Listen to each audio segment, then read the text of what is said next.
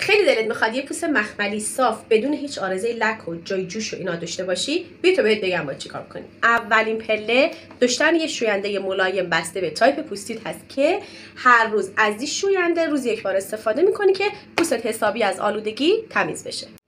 دومیش داشتن تونه برای پاک کردن عمق پوست، آبرسان برای آبرسانی کردن سطح و عمق پوسته که از چین و چروک نجاتت بده. سومین نکتهش میشه داشتن یه اکتیو توی روتینتون که باعث میشه پوستت به مرور زمان وقتی از اکتیو استفاده میکنی صاف و مخملی یه دست بشه.